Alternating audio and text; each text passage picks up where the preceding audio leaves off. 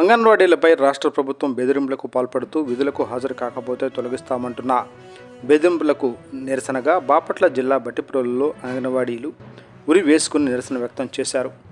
ప్రభుత్వం బెదిరింపులకు భయపడేది లేదని 25వ రోజు సమ్మెను కొనసాగించారు. ఈ సందర్భంగా AP anganwadi workers and helpers union Bhattiprolu, Pallikona, Velaturu sector నాయకులు రమాదేవి, సూర్యలక్ష్మి, గృహలక్ష్మి, సిఐటియు కార్యదర్శి సుధాకర్ మాట్లాడుతూ సమస్యలు పరిష్కారం అయ్యే వరకు ఎట్టి పరిస్థితుల్లో విధులకు హాజరు కాము, సమ్మెను కొనసాగిస్తామని తెలిపారు. అంగన్వాడీ వర్కర్స్ అండ్ హెల్పర్స్ గత 25 రోజులుగా న్యాయమైనటువంటి డిమాండ్ల పరిష్కారం కోసం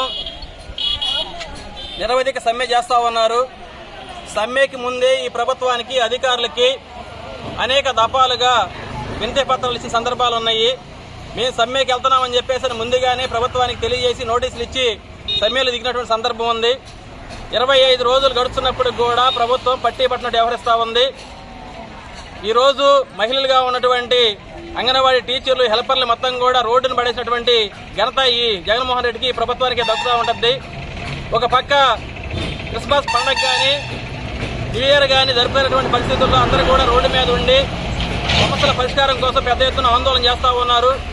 ఇప్పటికైనా కానీ రాష్ట్ర ప్రభుత్వం స్పందించి ఏదైతే ఉందో, న్యాయమైనటువంటి డిమాండ్ల పరిష్కారం ఏదైతే ఉందో పరిష్కార మార్గం చూపాలని చెప్పేసి ఆ విధంగా చర్చలు జరిపి అంగన్వాడీలు ఎదుర్కొన్నటువంటి సమస్యలు ఏదైతే ఉన్నాయో సమస్యలు పరిష్కారం చేయడం కోసం ముందుకు రావాలని చెప్పేసి డిమాండ్ చేస్తూ ఉన్నాం.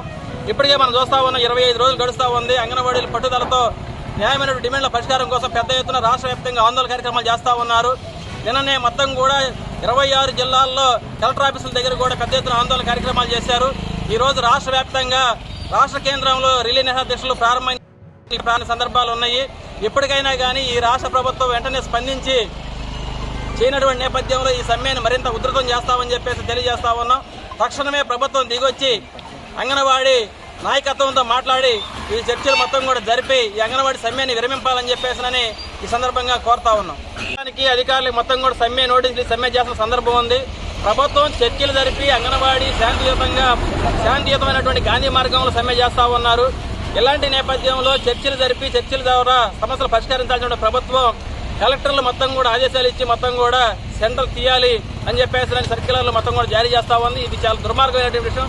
ఇప్పటికైనా కానీ కలెక్టర్లు ఇచ్చేటువంటి ఉత్తర్వులు ఏవైతే ఉన్నాయో ఉత్తర్వులు మొత్తం కూడా వెనక్కి తీసుకోవాలని చెప్పేసి కోరుతా ఉన్నాం. లేని నేపథ్యంలో మరింతగా మా ఉద్యమాన్ని ముందుకు చేస్తాం. తక్షణమే కలెక్టర్లు ఇచ్చేటువంటి ఉత్తర్వులు ఏవైతే ఉన్నాయో అంగన్వాడీల మీద ఒత్తిడి ఏదైతే ఉందో దాడి చేసేటువంటి పని చేస్తూ ఉన్నారు. ఇప్పటికైనా కానీ బెదిరింపులకి భయపడేటువంటి పరిస్థితి లేదు.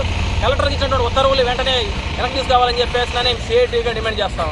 శాంతియుతంగా మేము ఈ ధర్నా జరుపుతున్నా కానీ మా వైపుకి అసలు కన్నెత్తి చూడట్లేదు. మెయిన్ మా ప్రాబ్లం వల్ల కనీస వేతనం అని పెట్టుకున్నాము.